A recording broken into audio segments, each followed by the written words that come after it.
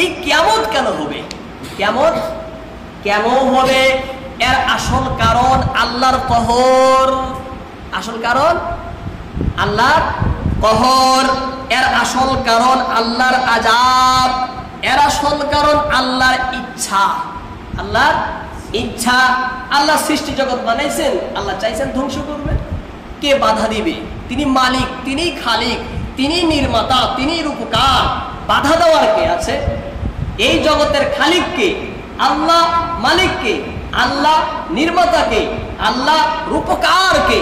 আল্লাহ যে জগতের সবকিছু, তিনি যেমন ইচ্ছা তেমন ব্যবহার করবে, যা ইচ্ছা তাই করবে। আল্লাহ বলছেন ফাআলুল লিমা ইউরিদ, আমি যা ইচ্ছা তাই করি। ফাআলুল লিমা ইউরিদ, আমি যা ইচ্ছা তাই করি। কারণ তিনি মালিক। আপনার টাকা আপনি যেভাবে ইচ্ছা সেভাবে খরচ করবেন।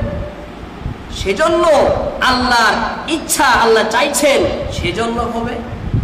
কিন্তু যখন তখন হবে বলছে না। যখন জগতের আয়ু যখন শেষ হবে, জগতের প্রাণ যখন শেষ হবে, তখন জগৎ ধ্বংস হবে। আমাদের প্রাণ রয়েছে, জগতেরও কি রয়েছে? প্রাণ রয়েছে। এই সৃষ্টিরও প্রাণ আছে, সৃষ্টিরও আয়ু আছে, হায়াত আছে, জীবন আছে। তার জীবন যখন শেষ হবে, আয়ু যখন ফুরিয়ে যাবে, আয়ুষ্কাল যখন শেষ হবে, তখন এই জগৎ ধ্বংস হবে। তার আয়ুষ্কাল কি? আল্লাহর নবী বলেন লা তাকুমুস সাআ হাত্তা ইউকালা ফিল আরদি আল্লাহ আল্লাহ। অন্য জায়গায় বলেন লা ইলাহা ইল্লাল্লাহ। যতদিন পৃথিবীতে আল্লাহ আল্লাহ থাকবে, লা ইলাহা ইল্লাল্লাহ থাকবে, ততদিন পৃথিবী টিকে থাকবে। যখন জগৎ থেকে আল্লাহ আল্লাহ উঠে যাবে, লা ইলাহা ইল্লাল্লাহর ধ্বনি যখন জগৎ থেকে বিলুপ্ত হবে, তখন দুনিয়ার জগতের সৃষ্টির আয়ু শেষ হবে। তখন গোটা বিশ্ব জগৎ ধ্বংস নিঃশেষ হয়ে যাবে।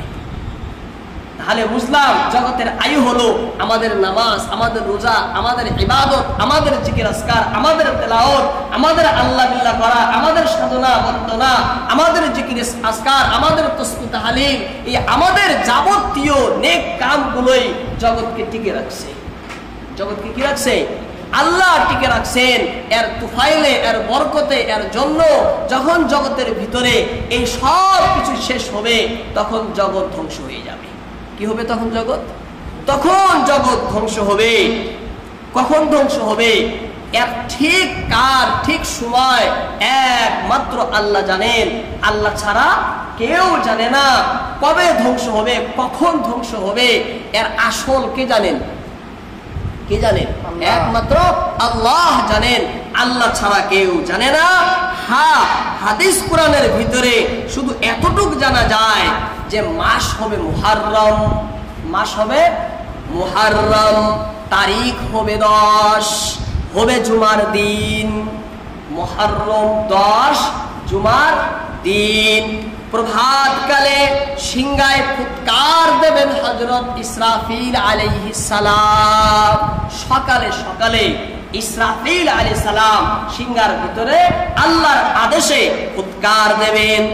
সুরেলা মধুর সুর শুনবে ভুবনবাসী। বেলা বাড়বে, মধুরতা কেটে যাবে, তীক্ষ্ণতা বাড়বে। সুরটার ভিতরে মিষ্টি থাকবে। শুরুতে যখন সুরের মধ্যে মিষ্টি থাকে না, মধুর সুর, কিন্তু দিন যাবে, সময় যাবে, কাল যাবে, সেই সুরের ভিতরে তীক্ষ্ণতা, কর্কশতা বেড়ে যাবে, ভয়ঙ্কর রূপ ধারণ করবে, ক্রমে ক্রমে কর্কশ হয়ে উঠবে।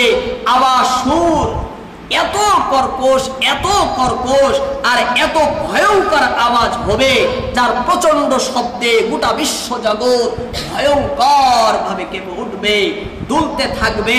আকাশ পাতাল প্রকম্পিত হয়ে উঠবে, পাহাড় পর্বত উছলে উঠবে, নদ নদী, সাগর মহাসাগরের পানি।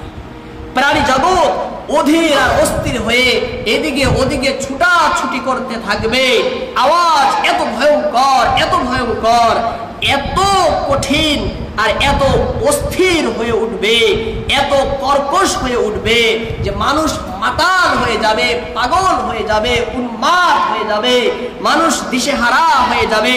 সকলের মুখে একই প্রশ্ন থাকবে, কোত্থেকে আসছে এমন ভয়ঙ্কর আওয়াজ, কোত্থেকে আসছে এই কঠিন সুর, কোত্থেকে আসছে এই ভয়ঙ্কর আওয়াজ, ভয়ঙ্কর সুর। কেউ বলবে দক্ষিণ দিক থেকে, কেউ বলবে উত্তর দিক থেকে, কেউ বলবে না না পশ্চিমে, কেউ বলবে না পূব থেকে আসছে। মানুষ বুঝতে পারবে না সে আওয়াজটা কোন দিক থেকে আসছে। এদিকে আকাশ লাল রং ধারণ করবে, জমিন ধীরে ধীরে হয়ে উঠবে উত্তপ্ত, ঘর বাড়ির বেড ছেড়ে বেরিয়ে পড়বে সকল মানুষ বাহিরে। এদিকে সিঙ্গার ধ্বনির কম্পন বেড়েই চলবে ধীরে ধীরে, পাহাড় কাঁপবে, চৌচির হয়ে যাবে মাটি মৃত্তিকা, ছুটতে শুরু করবে সকল মানুষ প্রাণের ভয়ে দিকে দিকে। সমস্ত মানুষ হুড়মুড় করে শঙ্কিত দিশেহারা হয়ে চিৎকার করে এদিকে ওদিকে ছুটতে শুরু করবে। এইদিকে যখন চিৎকার করে ছুটবে, সেদিক থেকেও একটি দল চিৎকার করে হুড়মুড় পাগলের মতো দৃষ্টি বিস্ফারিত তারা সকলে আসবে। আবার তাদের সামনে দেখা হবে, তারা বলবে এদিকে নয় ওদিকে চলো। আবার মানুষ ওদিকে দৌড়াদৌড়ি শুরু করবে, সেদিক থেকে আবার অন্যদিকে দৌড় দিবে। এক কথায় মানুষ পাগল হয়ে যাবে, উন্মাদ হয়ে যাবে, পরিবই পাগলের মতো তারা দৌড়াদৌড়ি করবে। লক্ষ লক্ষ মানুষ, এদিকে সারা জগৎ অন্ধকার, মাটিও গরম, আকাশও খসে পড়বে, তারা রাশিও খসে পড়বে, তারাগুলোর আলো নিভে যাবে, সূর্যের আলো নিষ্প্রভ হয়ে যাবে, সমস্ত জগৎ আধারই আধার। আর এদিকে মাটি তো ফেটে যাবে, সমস্ত মানুষ তলিয়ে যাবে মাটির ভিতরে। সব লক্ষ লক্ষ মানুষ কোথায় যাবে? মাটিতে যাবে, পালানোর চেষ্টা করবে, কিন্তু পালানের কোনো জায়গা নেই। পালানের কি নেই? কোনো জায়গা নেই, কোনো রাস্তা নেই।